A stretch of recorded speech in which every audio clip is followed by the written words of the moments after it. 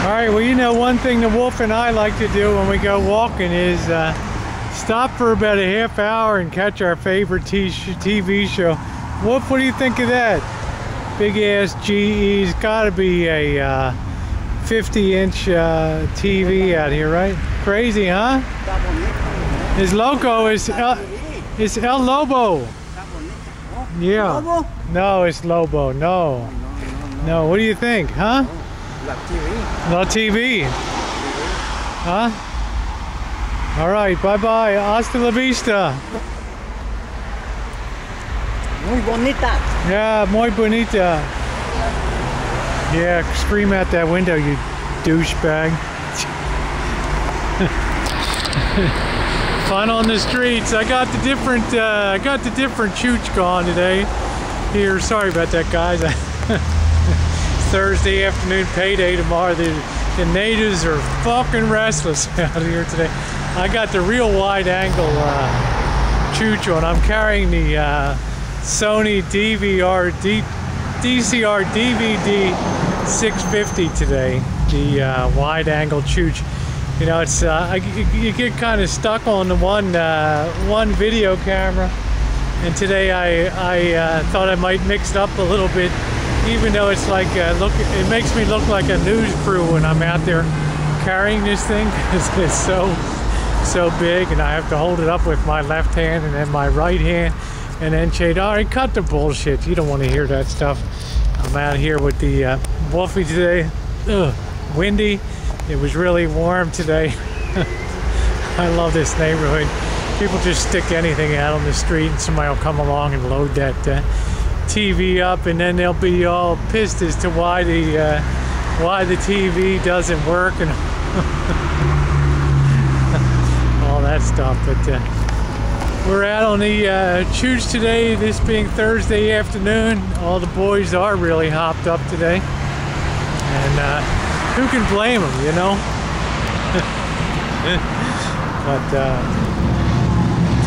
Wolf's still the same way. I got the wide angle lens on today, which is why we have a much bigger picture here. So we got more bums per square inch than you can shake a stick at. Old Jim coming across the parking lot there. Crazy. Ay, ay, ay, ay, ay, ay, ay, ay, ay. Da, da, da.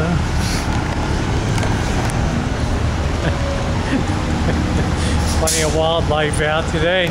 Hey, there's some of Santa Rosa's finest over there.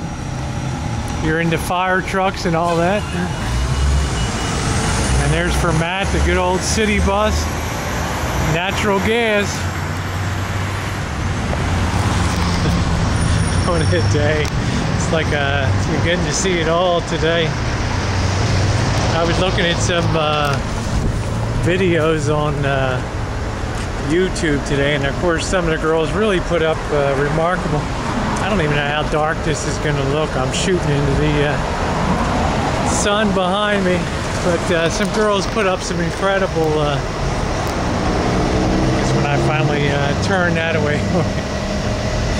I got more freaking technical problems than you can shake a stick at, right? I don't even know if I'm on auto mode or just all totally dicked here, but the Wolf's already getting a little antsy over here. But I was looking at some YouTube videos today, and Thursday, like Tuesday and Thursday are my big days to get caught up on a lot of videos, and the girls know whenever they make a video, you know, it's only a matter of time before I'm going to get caught up and left a comment. There were some really good videos today. Serena, who's best at recess, did an update 77 days on hormones, and she's wonderful. I was checking out Jamie's vlog, Drummer Girl 55 from last weekend, and there's no doubt every time I see these videos and see the stories, there's just no doubt that being transgender, just pulling that off, is one of the toughest things that you can do in life. It's like a high wire act there, and it's filled with plenty of perils and everything else, but I thought to myself after watching Serena's video today, Best at Recess, that, you know, she just reminded me after all the years I've been on the transgender journey, how many mountains you really have to climb, and you never really, at least I don't feel like you ever make it to the end. Well, perhaps my girlfriend, Missy Jen, has made it to the end because she's documented female now, and you know, I suppose Janet's made it. She's documented female too, although she hasn't had the SRS. Buenos tardes. Oh man, there's another feeder going down the street there.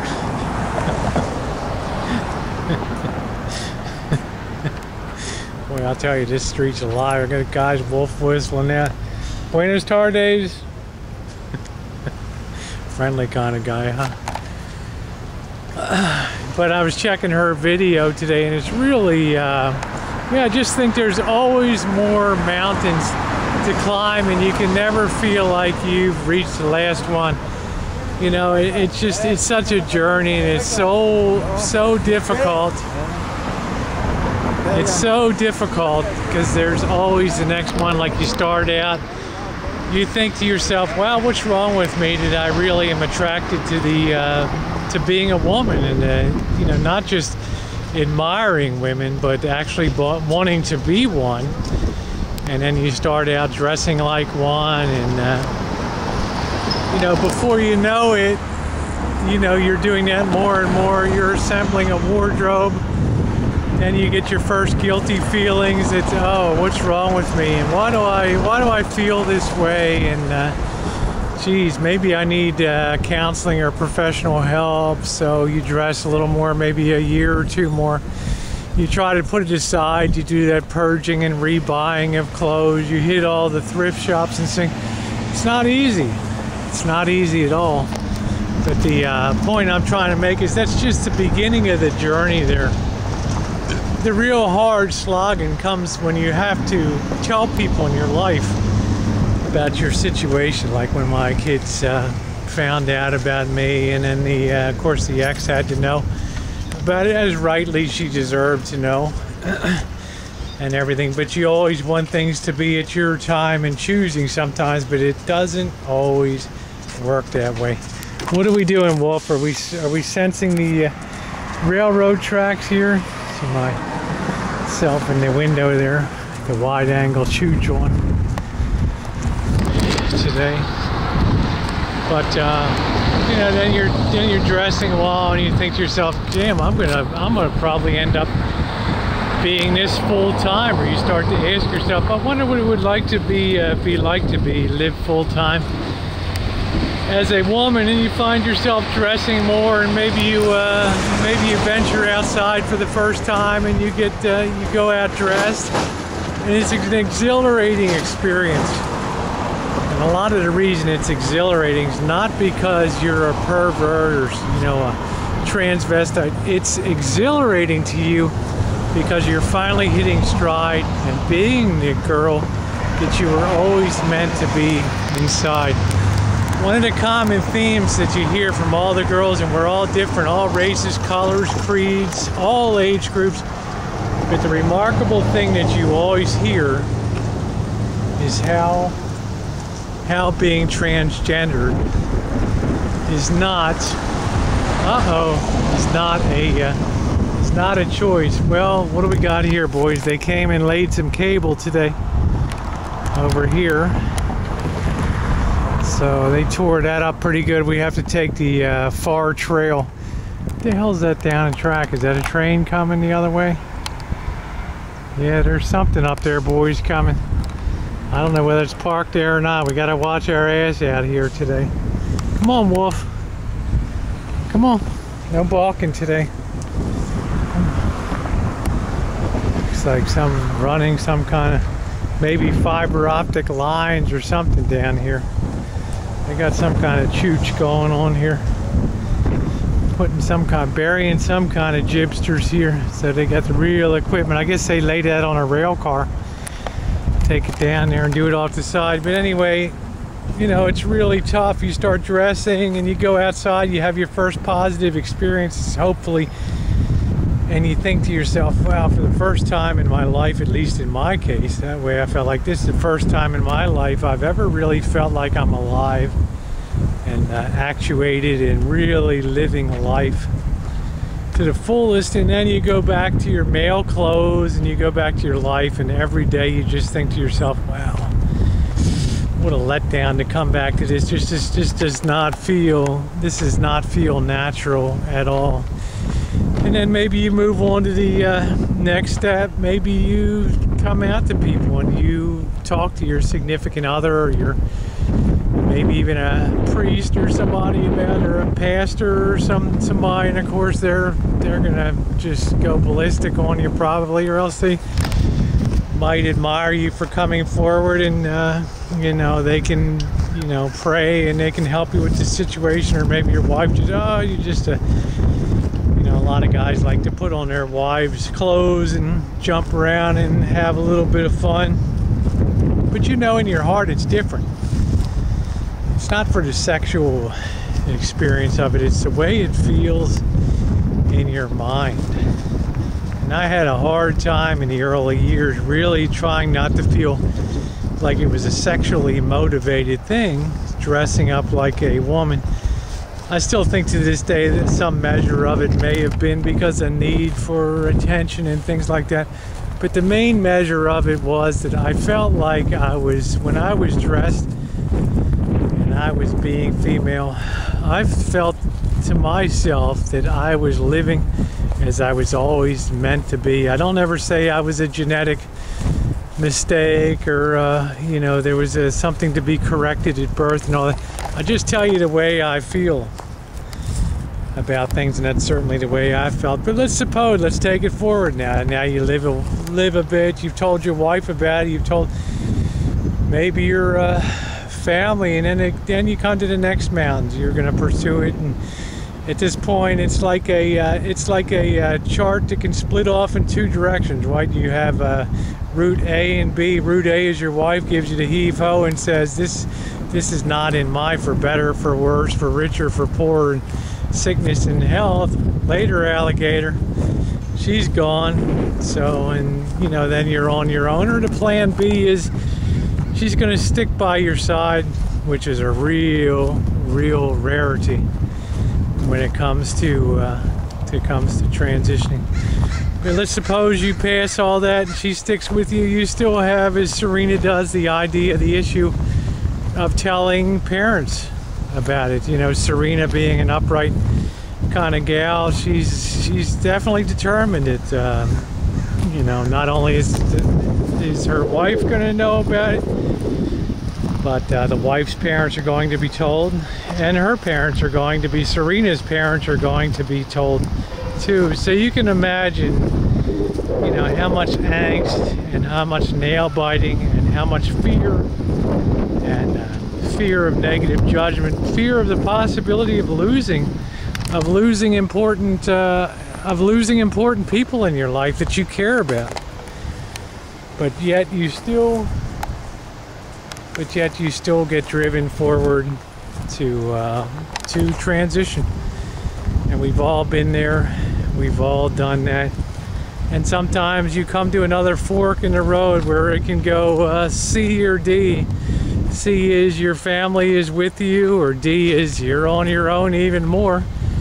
And sadly, D happens more often than C does, because girls end up on their own. And a lot of families cannot possibly cope with the idea of having a gender changed person in their family. It's just too brutal to bear, and it's a lot to suck down for them, and you are on your own. And then you come to the other big fork in the road, and this is the one that clobbers most of the girls out there. It's not so much family stuff. I mean, it's all traumatic and all that, but if they really love you, they'll come around, is my feeling about it. But it's a question of how in the hell are you going to support yourself when you come out at work and other places, and let's be realistic about it. The transgender in America is not the greatest thing to be when you're talking about jobs and employment. As a matter of fact, it sucks. Most states like California, they're called at-will employment states. There's no protections for, you know, transgender people. An employer can let you go for virtually any reason at any time. That's what they call at-will employment. You have the right to walk away too.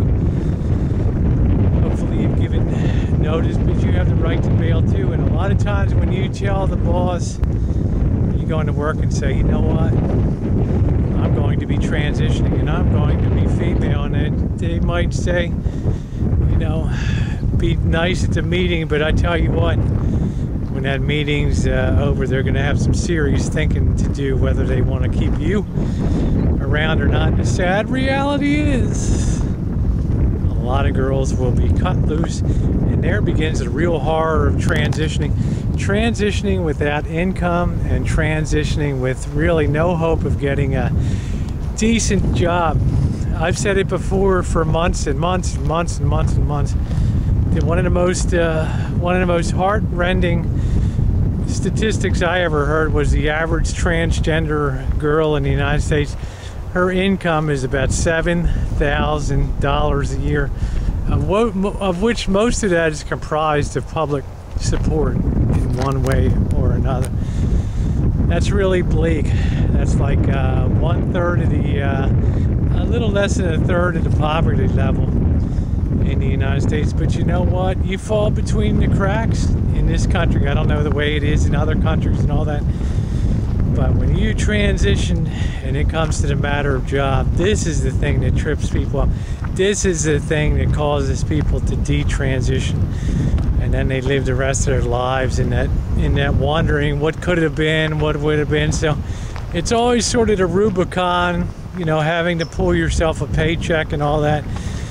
And if you cross that, you can transition. If you don't make it across the river, well, maybe you drown and you lost your job for no reason that anybody else could think of, except that you were dumb and you had mental problems, and the boss is like, good riddance and all that. It's very, very fraught with peril, the whole transgender journey. And then if you have kids, that's a whole separate issue. You got to make peace with your kids and hope that they come good, but they're individuals too. Your transition does not have to be their transition. I've always said they don't have to buy into it. They can make their own choices about what the future holds, and a lot of that is going to be about the relationship that you had with them beforehand. And I was awful lucky. I invested a ton of time into my kids in every conceivable way before my situation came to a head and my transition became an open topic of discussion. So I was very glad that I had that on, so you can see the beautiful sights that I bring you here today. But I say that today because in a way you might sit out there today and say you really need to have your head examined. If you're transitioning, you've got to be a nut, you know, to put yourself in line for this stuff. In a lot of ways you really do have to have a masochistic streak to put up with some of the things that you have to do. Some people would say you got to be the most selfish person in the world to basically be prepared to turn your back on family, job, anything to be the person that you feel like you need to be. And this should be proof positive to anybody out there. The transitioning and your transgenderism is not a choice, it's the reality. It's who you are. It's not something you choose to be, it's something that is. And therein lies all the difference. And you wonder why there's so much heartache, pain, suffering in the transgender community. It's because girls fight this pitched battle in their minds, in their hearts, in their spirit about their need to transition versus other people's need to see them as they always believed that they were. Anyway, my thoughts today on a very difficult subject of transitioning here. And I think if you watch Serena bestatrecess's channel there, you'll be amazed that a younger 37-year-old gal starting her journey out, and to see you know, she's very honest about it. She's crossing these mountains and informing people about how everything's going, and these people are taking it pretty good, but there's still many mountains to go, and if nothing else, it makes great YouTubing. Thanks for watching this afternoon from me and the boy, and we had kind of a tough walk today by finding clear path here, but we got her done. Happy Thursday, everyone.